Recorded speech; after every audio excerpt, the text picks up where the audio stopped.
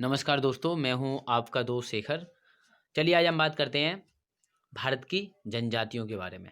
तो आज इस वीडियो में हम भारत की जनजातियों को कवर करेंगे। किस राज्य में कौन सी जनजाति पाई जाती है, ये हमारे एग्जाम में पूछे जाते हैं।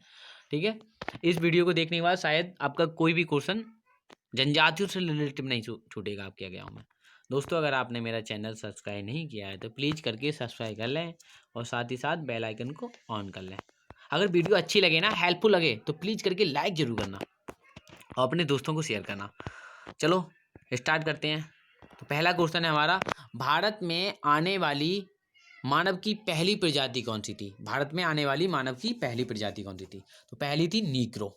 सबसे पहले नीग्रो आए थे भारत में। ओके, तो ये क्रम भी पूछ लेता है तो मैंने लिख दिया है। सबसे पहले कौन आए थे? नीग्रो। नीग्रो के बाद प्रोटो ऑस्ट्रेलॉइड आए थे, उसके बाद भूमध्य सागरीय, उसके बाद नार्डिक। ठीक है, तो सबसे बाद में क्या आए थे? नार्डिक। यह भी क्वेश्चन पूछा जा सकता है कि भारत में आने वाली अंतिम प्रजाति कौन सी थी? तो आप लगाओगे आंसर नार्डिक।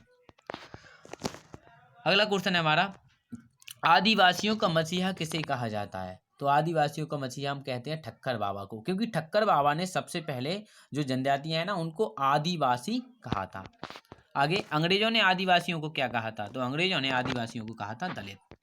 अगला क्वेश्चन है हमारा, भारतीय संविधान में आदिवासियों को क्या कहा गया है? तो भारतीय संविधान में आदिवासियों को अनुसूचित जनजाति मतलब एसटी कहा गया है। आगे अगला क्वेश्चन है हमारा, हड़प्पा सभ्यता के निवासियों का विकास किन प्रजातियों से हुआ था? तो हड़प्पा सभ्यता बनी थी वो प्रोटो ऑस्ट्रेलॉइड और भूमध्य सागरीय जो प्रजातियां थीं उनसे हड़प्पा सभ्यता के निवासियों का विकास हुआ था। अगला क्वेश्चन है, भारतीय संविधान की किस अनुसूची में जनजातियों का जिक्र किया गया है? तो अनुसूची नंबर 5 और अनुसूची नंबर 6 में, इन दोनों अनुसूचियों में जनजातियों का जिक्र किया गया है। आगे, प्रथम जनजाति आयोग के अध्यक्ष कौन थे? तो यूएस डेवर प्रथम जनजाति आयोग के अध्यक्ष थे। किस महाद्वीप को जनजातियों का महाद्वीप कहा जाता है? तो अफ्रीका महाद्वीप को कहा जाता है, क्योंकि अफ्रीका में सबसे ज़्यादा जनजातियां पाई जाती हैं। आगे बात कर लेते हैं, हमारा नवा क्वेश्चन है, भारत के किस राज्य में कोन्याक और चोंग जनजाति पाई जाती है? तो नागालैंड में पाई जाती है। ठीक है, नागालैंड में कौन कौन सी? कोन्याक और चोंग। एक और पाई जाती है नागालैंड में, नागा। ये भी याद रखना है, ये तो नाम से याद हो जाएगा आपकी, नागा। तो कोन्याक और चोंग तो याद ही रखना है। आगे 10वां क्वेश्चन है, भारत के किस राज्य में कुकी और मैठी, ये मिसस्पेल्ड हो गया है थोड़ा, कुकी और मैठी, ठीक है, ये मैठी माँ यहाँ होगा, मैठी जनजातियां पाई जाती हैं। तो मणिपुर में पाई जाती हैं। ठीक है, मणिपुर में कुकी और मैठी। आगे, भारत के किस राज्य में नीकरी, गारो, खासी और जयंती, कौन कौन सी नीकरी, गारो, खासी, जयंती जनजातियां पाई जाती हैं? तो ये मेघालय में पाई जाती हैं, क्योंकि मेघालय में ये गारो, खासी, जयंती ये पहाड़ियाँ भी हैं, इनसे भी आपको याद हो जाएगा। आगे, भारत के किस राज्य में जियांग जनजाति पाई जाती है? कौन सी? जियांग। तो ये पाई जाती है त्रिपुरा में। एक जनजाति और पाई जाती है त्रिपुरा में, त्रिपुरी।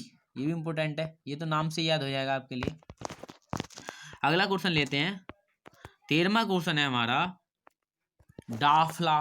ठीक है, डाफला होगा, डाफला भी होता है कभी कभी, डाफ यहाँ फावना होता है, या डाफला। ठीक है, डाफला या डावला। आपातानी और मीसमी जनजाति कहाँ पर पाई जाती हैं? कौन कौन सी? डाफला, आपातानी और मीसमी, ये पाई जाती हैं दोस्तों अरुणाचल प्रदेश में। अगला क्वेश्चन है, नेच्चा जनजाति कहाँ पर पाई जाती है? ये पाई जाती है सिक्किम में। आगे, अंडमान निकोबार द्वीप समूह पर कौन सी जनजाति पाई जाती हैं? तो अंडमान निकोबार द्वीप समूह पर सेंटलीज, ऑरेंज और जारवा। कौन कौन सी? सेंटलीज, ऑरेंज, जारवा। ये तो आपको याद ही रखना है, बहुत इंपॉर्टेंट क्वेश्चन है, पूछा गया है कई बार। 16वां क्वेश्चन है हमारा, टोडा और बड़गा जनजाति किस राज्य में पाई जाती हैं? तो ये तमिलनाडु में पाई जाती हैं। देखो, और जो टोडा है ना, वो दक्षिण भारत की सबसे बड़ी जनजाति है। कौन सी? टोडा। ठीक है, ये कहाँ पर पाई जाती है? तमिलनाडु में पाई जाती हैं। ये नीलगिरी की पहाड़ी पे विशेष करके, अगर तमिलनाडु ऑप्शन में ना हो तो आप नीलगिरी की पहाड़ी दिया हो तो वो लगाना है। ठीक है, कौन कौन सी? टोडा और बड़गा। वो पूछ लेता है नीलगिरी की पहाड़ियों पे पाई जाने वाली जनजाति कौन सी है? तो क्या लगाओगे आप? टोडा। आगे बात करते हैं, 17वां क्वेश्चन है हमारा, चैंचू और बंजारा जनजातियां किस राज्य में पाई जाती हैं? तो ये आंध्र प्रदेश में पाई जाती हैं, चैंचू और बंजारा। आगे, मोपला और नायर जनजातियां किस राज्य में पाई जाती हैं? तो ये पाई जाती हैं केरल में। ठीक है, केरल में मोपला विद्रोह भी हुआ था। कब हुआ था? 1921 ईस्वी में हुआ था। ठीक है, तो मोपला और नायर ये कहाँ पर पाई जाती है? केरल में पाई जाती हैं। अगला क्वेश्चन है गद्दी, यहाँ गिद्दी होगा, गिद्दी होगा। गिद्दी और किन्नौर जनजातियां किस राज्य में पाई जाती हैं? ये पाई जाती है हिमाचल प्रदेश में।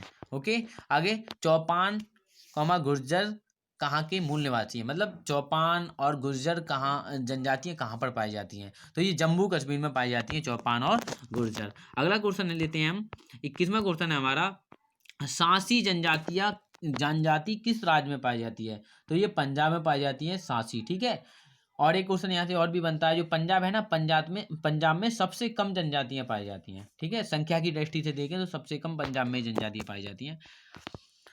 आगे, अगला क्वेश्चन है, थारू, भूटिया, जौनसारी, बुक्सा और राजा जनजातियां किस राज्य में पाई जाती हैं? ये पाई जाती हैं दोस्तों उत्तराखंड में। ठीक है, कौन कौन सी?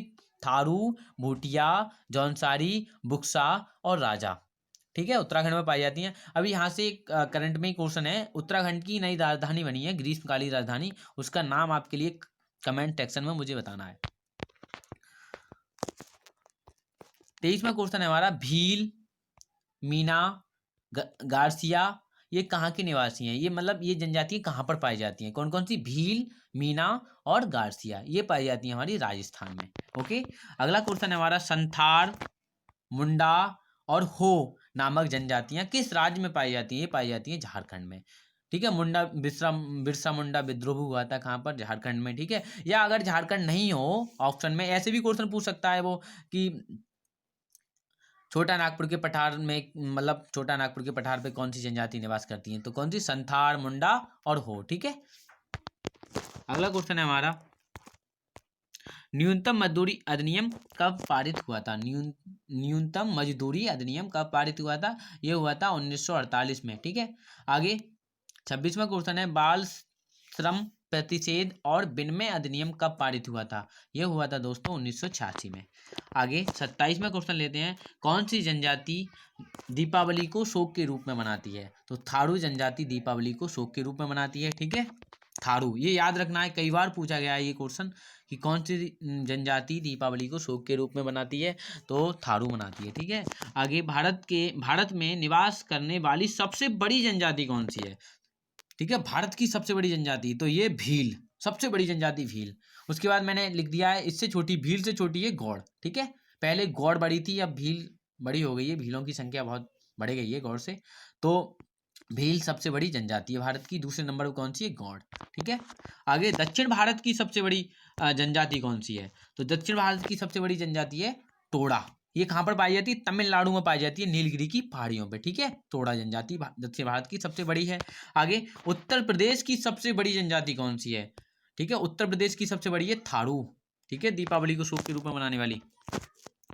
आगे 31वां क्वेश्चन लेते हैं, उत्तर प्रदेश की सबसे छोटी जनजाति कौन सी है? तो उत्तर प्रदेश की सबसे छोटी है बन रावत।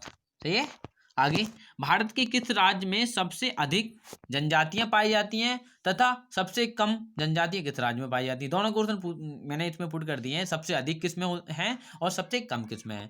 तो सबसे अधिक जनजातियां मध्य प्रदेश में पाई जाती हैं। ठीक है, सबसे अधिक जनजाति कहाँ पर है? मध्य प्रदेश में। जनजातियों की संख्या पूछ रहा है वो, कहाँ पर है? मध्य प्रदेश में। और सबसे कम कहाँ पर है? पंजाब में। ठीक है, संख्या आवे तो आप मध्य प्रदेश लगाओगे, अगर प्रतिशत पूछा जाए तो उसका आंसर मिजोरम होगा। ठीक है, तो सबसे अधिक जनजाति कहाँ पर निवास करती है? मध्य प्रदेश में। और सबसे कम कहाँ पर? पंजाब में। आगे, उत्तर प्रदेश के किस जिले में सबसे अधिक जनजाति पाई जाती हैं तथा किस जिले में सबसे कम पाई जाती हैं? इसमें भी मैंने दोनों क्वेश्चन पुट कर दिए हैं। सबसे मतलब उत्तर प्रदेश की किस जिले में सबसे अधिक जनजातियां हैं और सबसे कम किस जिले में है? तो सबसे अधिक जनजातियां उत्तर प्रदेश की सोनभद्र जिले में पाई जाती हैं और सबसे कम बागपत में पाई जाती हैं।